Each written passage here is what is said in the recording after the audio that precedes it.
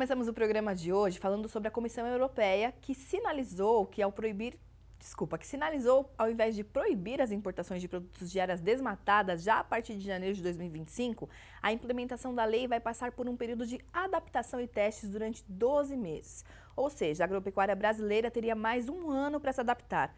Para explicar melhor esse assunto, eu converso com o Leonardo Munhoz, que é pesquisador da FGV Agro. Seja muito bem-vindo, Leonardo. Obrigada pela sua participação aqui com a gente. Obrigado pelo convite. Obrigada a você, já é nosso colunista, está hoje aqui ao vivo com a gente no estúdio, então obrigada mais uma vez. Leonardo, essa sinalização da Europa, ela já pode ser contada com uma certeza. Qual que é o impacto disso para a nossa agropecuária?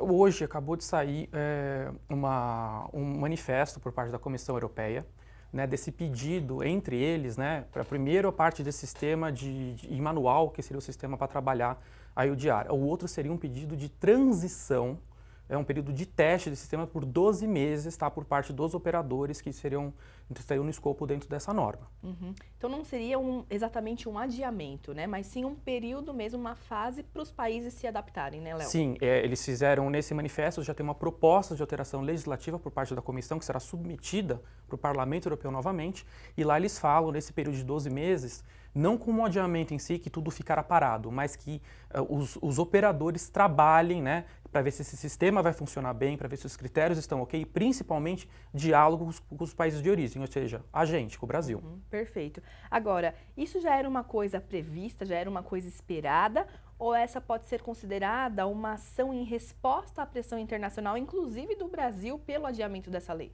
Eu penso que um pouco dos dois. Primeiro, foi evidente que a pressão, tanto por parte internacional, aqui Brasil, Estados Unidos, Austrália, como por dentro da União Europeia, como a própria Alemanha e a Itália, né? Então a Comissão, né, o Parlamento Europeu sofreu muita pressão, mas também por parte do ponto de vista operacional. De fato, é uma lei com critérios muito complexos e sem um sistema operacional robusto, um sistema funcionando, como esses critérios serão trabalhados, torna a implementação da lei muito difícil.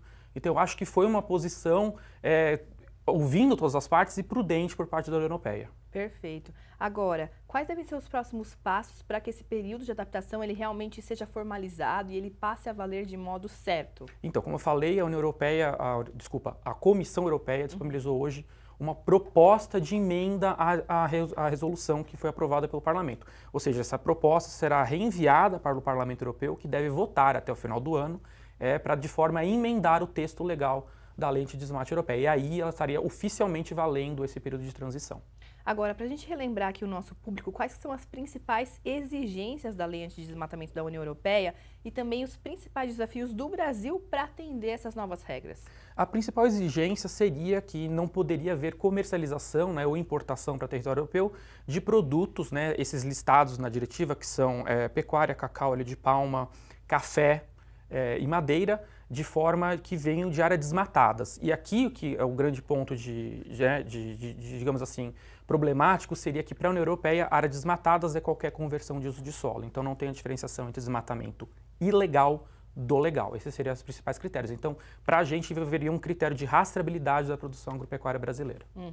E isso, na verdade, não respeita, de certo modo, o nosso Código Florestal, que já é o mais rigoroso do mundo e que prevê esse desmatamento legal, né? Desde que sejam respeitadas aí os percentuais de preservação em cada bioma, né, Léo?